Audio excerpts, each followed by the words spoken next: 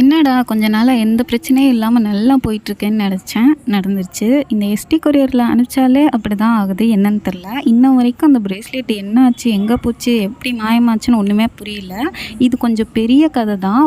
ஒருத்தவங்களுக்கு ஒரு பார்சல 2 தடவ அனுப்புற மாரி ஆயிப்போச்சு. ஆக்சுவலா இது வந்து எனக்கு கொஞ்சம் லாஸ் தான் இந்த ஆர்டர்.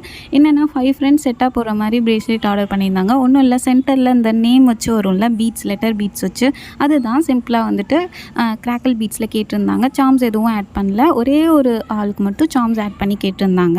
ஸோ அவங்க கேட்ட கலர்லேயே வந்துட்டு யார் யாருக்கு என்னென்ன கலரு, எந்தெந்த நேம்க்கு என்ன கலர்ன்னு சொல்லிட்டு சொல்லியிருந்தாங்க. சைஸ் வந்து எல்லாருக்கும் ஒரே சைஸ், அடல்ட் சைஸ் வந்து சொல்லியிருந்தாங்க. இதெல்லாம் செஞ்சாச்சு. ஆக்சுவலாக வந்து அவங்க வந்து ஹாஃப் அமௌண்ட் தான் அனுப்பிச்சிருந்தாங்க.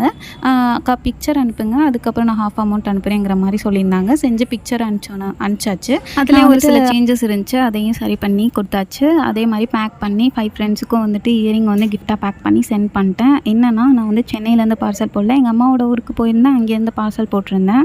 ஸோ கொஞ்ச நாளுக்கு அப்புறம் எனக்கு கஸ்டமர் கிட்ட வந்து மெசேஜ் வருது, அக்கா என்னாச்சு இன்னும் வரல, என்னோட இன்னொரு அக்கௌண்ட் வந்து டீஆக்டிவேட் ஆயிடுச்சு, அதனால இந்த அக்கௌண்ட்லேருந்து வந்திருக்கேன்னு சொல்லிட்டு மெசேஜ் பண்ணுறாங்க. என்னடா இன்னும் வரல அப்படின்னு நினச்சிட்டு நானும் அந்த பில்லில் போய் ட்ராக் பண்ணி பார்க்குறேன்.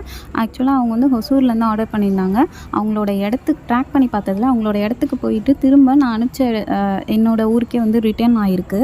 சரின்னு சொல்லிட்டு அந்த எஸ்டி கொரியரில் போய் பார்சலை வாங்கிட்டு அது வந்துட்டு நான் டேரெக்டாக வாங்கல, என்னோட ஃபாதர் வாங்க சொல்லியிருந்தேன். ஸோ அவங்க வாங்கி திரும்ப வந்து கொரியர் பண்ணியிருக்காங்க. ரீசன் என்னன்னா அட்ரஸ் கரெக்டாக இல்லைன்னு சொல்லியிருக்காங்க. ஆனால் கரெக்டாக தான் நான் போட்டிருந்தேன். சரி ஓகேன்னு சொல்லிட்டு கஸ்டமர்கிட்ட இன்ஃபார்ம் பண்ணிட்டேன். ஃபோன் மட்டும் கொஞ்சம் அட்டென்ட் பண்ணிடுங்க, இல்லைனா பார்சல் ரிட்டர்ன் ஆயிருன்னு சொல்லிட்டு. ஸோ திரும்ப வந்து ஷிப்பிங் சார்ஜ் எனக்கு காசு போட்டே நான் வந்துட்டு அனுப்பியிருந்தேன்.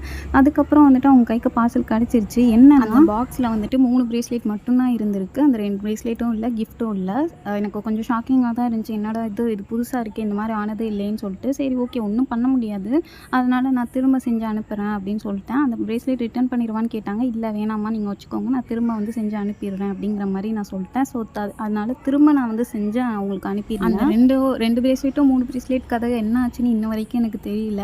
இந்த பார்சல் வந்து அவங்களுக்கு ரிசீவ் ஆயிருக்கும்னு நினைக்கிறேன். நான் ட்ராக் பண்ணி பார்த்ததில் ரிசீவ் ஆயிருக்குன்னு காட்டியிருந்துச்சு. பட் வந்து கஸ்டமர் இன்னும் எனக்கு ரிப்ளை பண்ணல. ஆக்சுவலாக கண்டிப்பாக அவங்க வந்து டிசப்பாயின்மெண்ட் ஆயிருப்பாங்க, இவ்வளோ டிலே ஆனது இந்த மாதிரி ஆனதுனால.